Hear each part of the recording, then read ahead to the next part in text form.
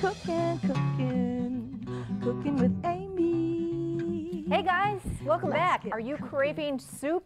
I have a fun, delicious soup recipe I think that your whole family will love. The best part about it, it's a little different than, the chicken noodle and the tomato soup, so it's something kind of fun and new, and it's a quickie. Yeah, it's not an all-day deal. You can actually throw this soup together right when you get home from work and have it to the table in 15 minutes or so. It is delicious, and it's, I kind of took a soup recipe that I fall in love with at a certain Italian chain restaurant that is everywhere. But anyway, I came home and I thought, how can I make this soup and make it easy and delicious and really quick? So it's an Italian sausage and potato soup, and you might know the soup and the restaurant I'm talking about.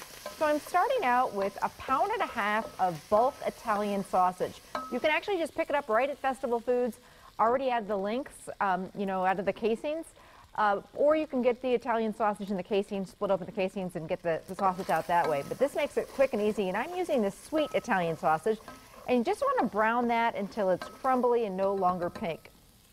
Now, a shortcut as far as getting some great flavor into the soup is I'm using 1 packet of dried Italian dressing mix. This is normally the stuff you'd mix with oil and vinegar to make a quick Italian salad dressing. It's got a lot of great flavor, garlic and herbs and some just really wonderful flavors. And I use it in a lot of different recipes to add some flavor by not having to, use a bunch of different ingredients to get that flavor. Okay, now this is optional. A pinch of red pepper flakes if you like a little heat, or you could use the spicy Italian sausage, but I'm using the sweet Italian sausage. It's up to you if you want to throw that red pepper flake in there.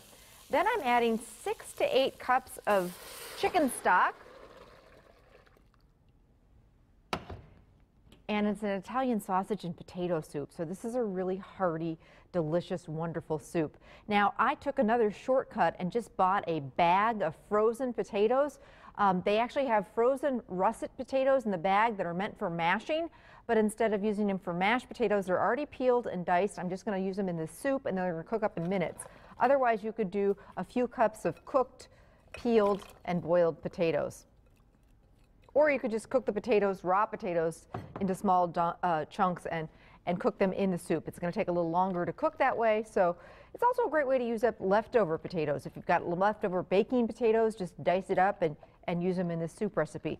Now, I'm going to add some fresh baby kale, or any kind of fresh chopped kale. That's kind of the new it's not new, but it's the very on-trend food right now. It's very good for you.